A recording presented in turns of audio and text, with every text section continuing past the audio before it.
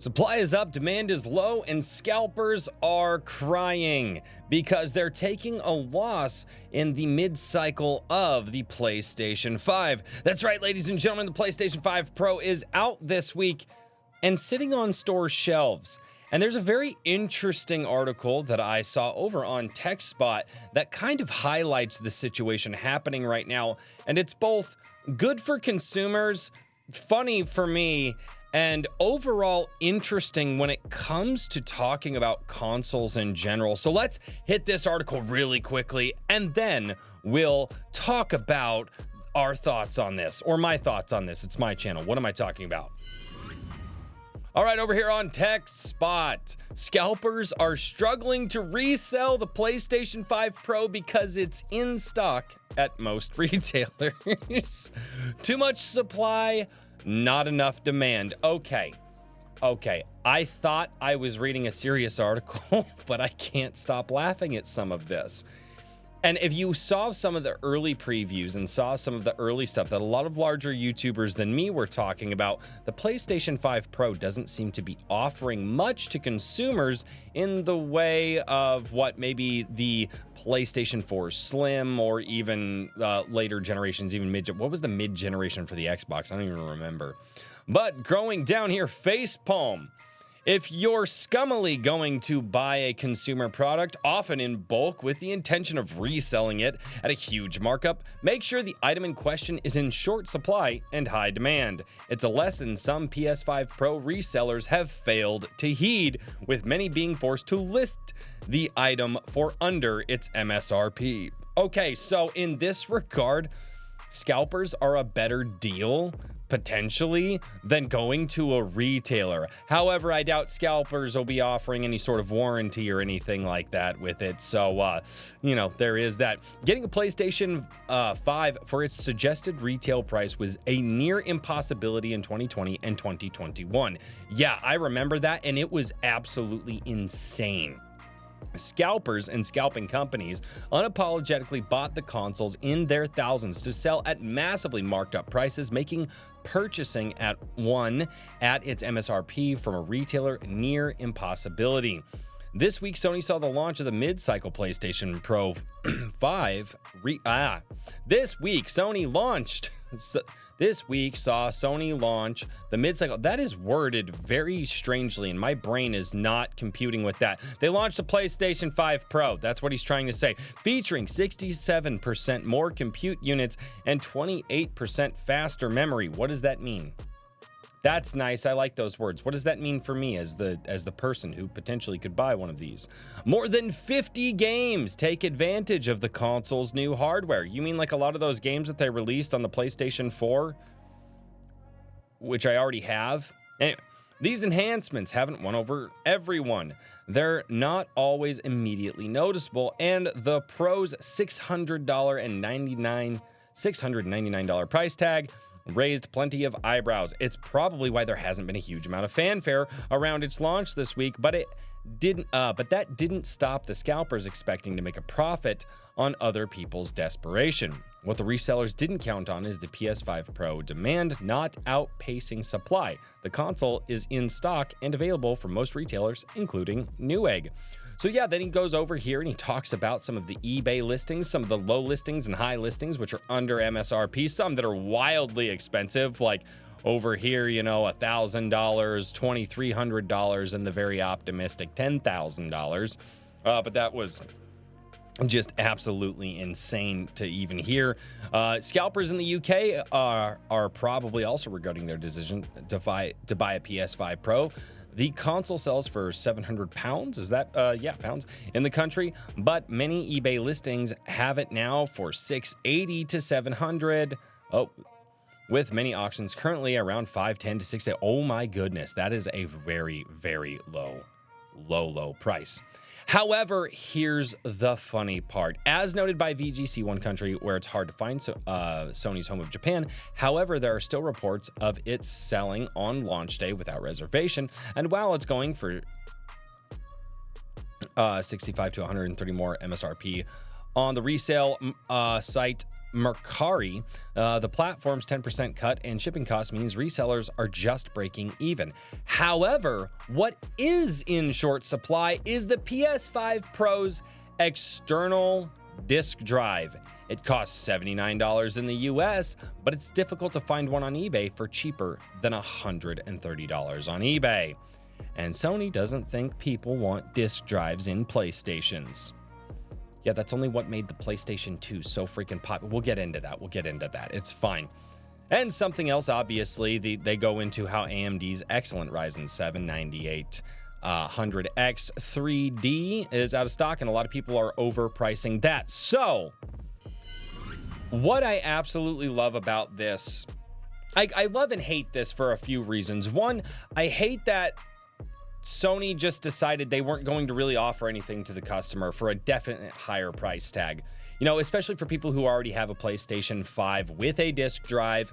Sony came out and said, hey, we're going to offer you slightly better performance, because from everything that I've seen from all the channels that I've watched that have covered it, broken it down, and I've seen some guys that go really big into computer numbers that I don't understand. But the overall sentiment is, okay, yeah, so it might be able to render the graphics better, but you're still limited by the GPU and things. So you're not really gonna notice that much performance upgrade. Not only that, they're charging more money for this thing and giving you less product, that being the disk drive, which you have to pay for, in addition to the PlayStation 5 Pro. What is so hilarious about this is that a lot of gamers still like having that disc in their hands and being able to pull it off their shelf and plop it in and play it offline, because I think as a lot of people, especially in my camp, you get older, it's nice to just, when the internet goes out or whatever, I can just play the games that I want to, especially because I have my old consoles upstairs. That's really interesting. What is sad about this, though, is that there isn't a lot of hype around the PlayStation 5 Pro. And I say sad from like a nostalgic factor, right? Like, I remember back in like the glory days of the console wars when Sony and Xbox were really competing with each other to try to just outmatch each other. And it usually turned out better for the consumers. In this market right now, where consumers just aren't really impressed with what PlayStation is offering and Xbox is all but thrown in the towel on consoles, it just is kind of one of those things that it's like, man, we really are past some of those fun days that just had a lot of hype around new systems. In addition to that, PlayStation's biggest mistake here is there's not a whole lot of console exclusives for the PlayStation 5. There are console exclusives, but not many of them. In fact, a lot of them, when you were watching the PlayStation 5 Pro like announcement trailer a few months back, most of those games were on PlayStation 4. In fact, I owned a few of them. And I was so confused at why they were using PlayStation 4 games to talk about the hardware of the PlayStation 5. You see, a lot of people really enjoyed new consoles because whether it was a brand new game that we'd never seen before, making use of technology that we had never seen used before, or it was a sequel to a game and all of a sudden we're watching graphical fidelity jump so much that we're just like, my God. Like, I remember, the one that I always remember that sticks with me is the jump from Devil May Cry 3 to Devil May Cry 4. Devil May Cry 4 on the Xbox 360 was baffling. I will never forget the first time that I booted up Devil May Cry 4 just going, it looks like this? Holy crap. That was my game for me. What was it for you? Let me know in the comments down below, because everybody's got that game back in that generation that they were like, no, dude, this was the game. The graphics jump here, that was the game. But again, it doesn't seem like Sony's really offering that or even in a position to offer that right now. These stupid freaking flies won't get out of the room. Try to kill them. Anyway, flies aside, but it doesn't seem like Sony really even has that. It seems like whether development is slow or they're just not really competing the same way that they used to, there's not really a reason to buy a PlayStation 5 Pro. Heck, I know for me, if I'm going to go buy a PlayStation 5, I'm going to find a used like new one over on eBay, and then I'm going to spend $350 to get a PlayStation 5 and some games and a controller. And that's pretty much what I would do. I can't imagine spending $700 on something like this, especially when the price of gaming PCs is coming down a lot in price. Now, if you're that type of person that you're just like, man, I want the full-blown 4K experience, just balls to the walls, max out all of the settings, you're not really going to find a PC that's going to be able to do that for $700. But there are PCs out there that can do that, or they're just very expensive. The problem is that it seems like you're not really going to get that from the PlayStation 5 Pro either, because they have their performance mode, and then they have, excuse me, they have quality mode, and then they have performance mode. So why is this happening?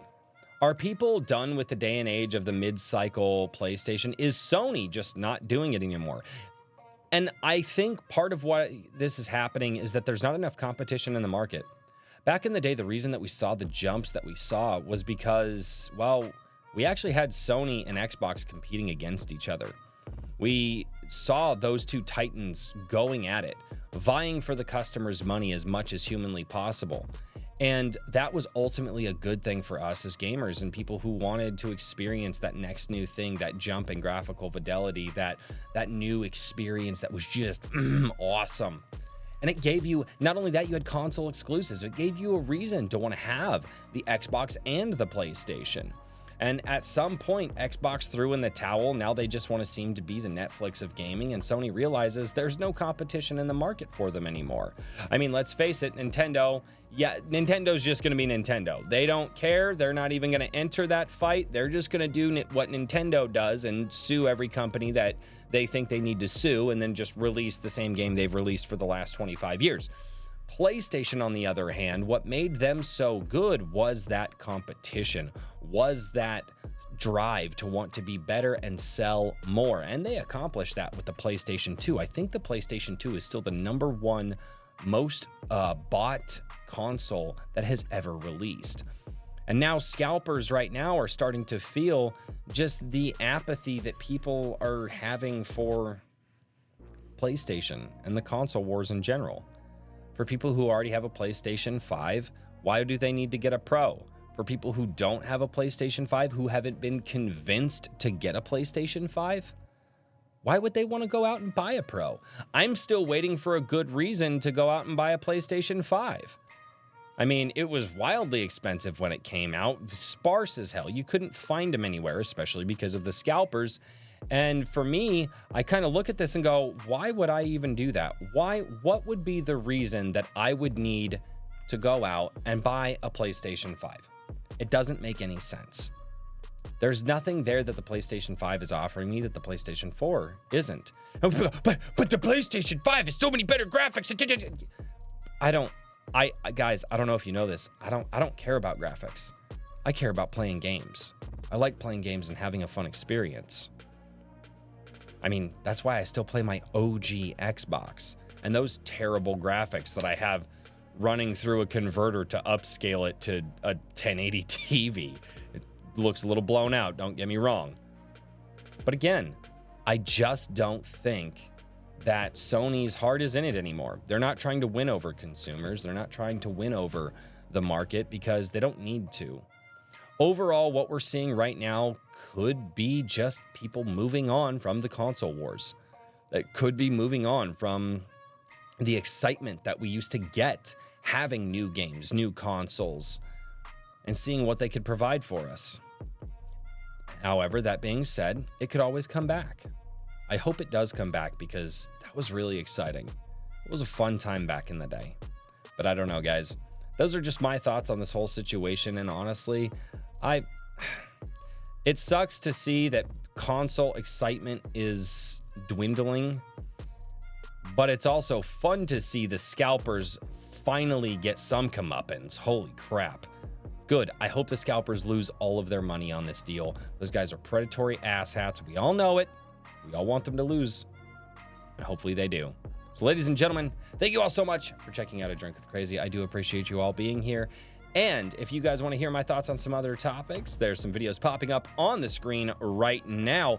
I was actually talking about Sony and their stupid lawsuit with Pal World, which is absolutely insane, and some of the things that they're doing, and I don't think it sets a good precedent for gaming future. So if you guys want to check out that video, click on it. And as always, until next time, cheers, everybody.